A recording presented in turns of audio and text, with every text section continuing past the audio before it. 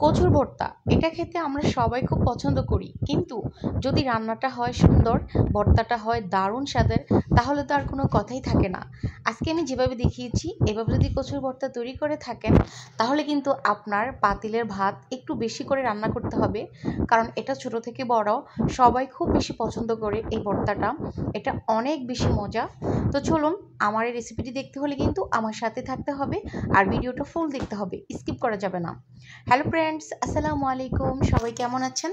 আশা করি ভালো আছেন। আলহামদুলিল্লাহ, আমি জয়না আছি লামিয়া আপনাদের সাথে একটা রেসিপি শেয়ার করব আপনাদের সাথে, সেটা হচ্ছে কচুর ভর্তা রেসিপি। তো অবশ্যই ভিডিওটি না টেনে সম্পূর্ণ দেখতে হবে, তাহলে এই মজাদার এই ভর্তা রেসিপিটি আপনারাও আমার মতো তৈরি করতে পারবেন।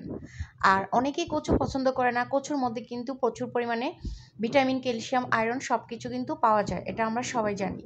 তো কচুর অনেকে তরকারি রান্না করে খায় ইলিশ মাছ দিয়ে, অনেকে ভর্তা তৈরি করে খায়, অনেকে আবার পছন্দ করে না, কারণ রান্নাটা মন মতো হয় না।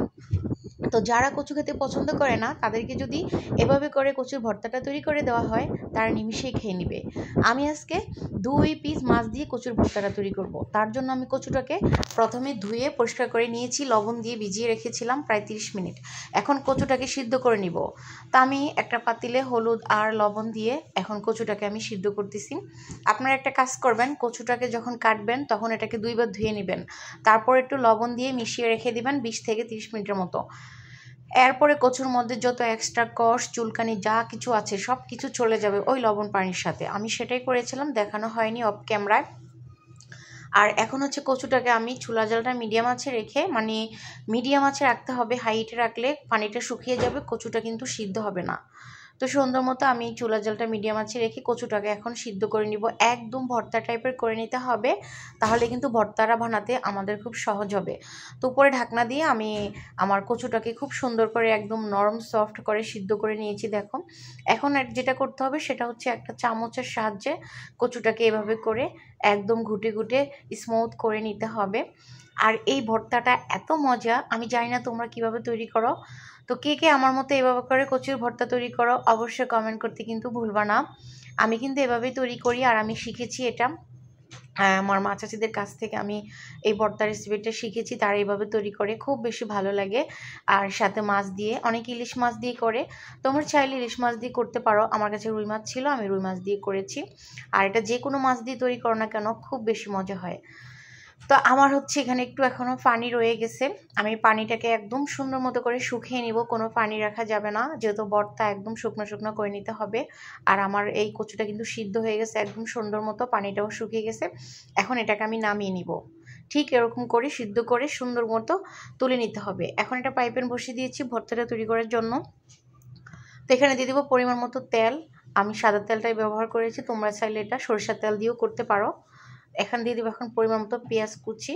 তো পেঁয়াজ কুচিটা আমি যা দিয়েছি এই পরিমাণে দিলে হবে, বেশি দেওয়ার দরকার নাই, তাহলে ভর্তাটা একটু নরম নরম হয়ে যাবে। তা আমি পেঁয়াজটাকে বেশি কালারিং করব না, জাস্ট একটু কালার হয়ে আসলেই বাদ বাকি মশলাগুলো আমি অ্যাড করে দিব এখানে। তো অবশ্যই কচুর ভর্তাটা এভাবে একবার হলো তোমরা বানিয়ে খেয়ে দেখবে, অসাধারণ। দিয়ে দিলাম একটু আদা পেস্ট, তারপরে একটু রসুন পেস্ট, একটু সুন্দর মতো করে নেড়ে ছেড়ে এখানে হলুদের গুঁড়া, মরিচের গুঁড়া, জিরার গুঁড়া, ধনিয়া গুঁড়া সব কিছু আমি অল্প পরিমাণে নিয়েছি। এখন একটু পানি দিব, পানিটা একটু পরে দিচ্ছি, আগে এই মশলাটাকে একটু সুন্দর করে মিশিয়ে নিচ্ছি। তারপরে আমি একটু পানি দিয়ে মশলাটাকে ভালো করে কষায় নিব, যেহেতু এটা ভর্তা তৈরি করব। মশলাতে যেন কোনো আদা রসুনের গন্ধ না থাকে, সেটা দূর করা পর্যন্ত আমাদেরকে হচ্ছে মশলাটা সুন্দর করে কষাতে হবে। তো আমি একটু পানি দিয়ে মশলাটাকে কষিয়ে নিয়েছি, সুন্দর মতো কষিয়ে নিচ্ছি, দেখতে পাচ্ছ। তো এইভাবে সুন্দর মতো মশলাটাকে ধৈর্য নিয়ে কষাতে হবে। আর রান্নার মধ্যে কিন্তু ধৈর্য থাকতে হয়, তা না হলে রান্না মজা হয় না। এখন আমি মাছগুলো দিয়ে দিচ্ছি, দেখো। তো মাছগুলো দিয়ে দিচ্ছি উলট পালট করে, সুন্দর করে মাছটাকে এখন সিদ্ধ হয়ে যাবে, আর পাশাপাশি মশলাটাও কষানো হয়ে যাবে। তো এই পর্যায়ে ঢাকনা দিলে তাড়াতাড়ি হবে। আমার মাছটা কিন্তু কষানো হয়ে গেছে, সিদ্ধ হয়ে গেছে, দেখেছো তোমরা। তো আমি মশলার সাথে মাছটাকে আমি ভাঙচুর করে নিচ্ছি, দেখো। আর হচ্ছে এখানে যতগুলো কাঁটা বের হবে সবগুলো কাঁটা কিন্তু এখান থেকে তুলে ফেলে দিতে হবে, কোনো কাঁটা কিন্তু রাখা যাবে না। যদি বাচ্চাদেরকে খাওয়াতে চান তাহলে কাঁটাগুলো ভালো করে বেছে ফেলে দিতে হবে।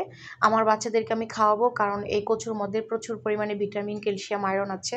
তো ওদেরকে আমি খাওয়াবো, তাই আমি সুন্দর মতো করে কাঁটাগুলো তুলে ফেলে দিচ্ছি, দেখতেছেন। কোনো কাঁটা রাখা যাবে না। মানে আপনি রান্না করতে করতে যতটা কাঁটা আপনার চোখে পড়বে সবগুলো কাঁটা কিন্তু তুলে ফেলে দিতে হবে, তা না হলে কিন্তু এই কাঁটা গলায় বেঁধে সর্বনাশ হতে পারে। তো ফাইনালি আমার কাঁটা কিন্তু অলরেডি অনেকগুলো বেছে নিয়েছি, যদিও 2-1টা থাকে পরে বেছে নিব। আর এখন আমি দিয়ে দিলাম 3টা শুকনো মরিচ, মাঝখান দিয়ে পিস করে 3টা শুকনো মরিচ দিয়ে দিয়েছি। অবশ্যই কিন্তু শুকনো মরিচটা দিতে হবে, এই ভর্তার টেস্ট আনে কিন্তু শুকনো মরিচটাই অবশ্যই দিতে হবে। তো আমি সুন্দর মতো করে মশলাটাকে মিশিয়ে আবারও নেড়ে ছেড়ে কষায় নিচ্ছি দেখো।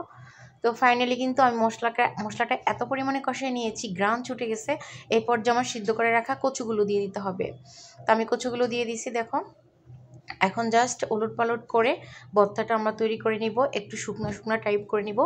আর অবশ্যই কালকে বাসায় তৈরি করতে পারো এই ভর্তাটা, এত বেশি মজা, মানে কি বলবো। আমি আমি তো ভর্তা তৈরি করতেছি আর এত পরিমাণে গ্রান, আর বলতেছি কখন খাবো কখন খাবো, মানে এত বেশি টেস্টি এটা।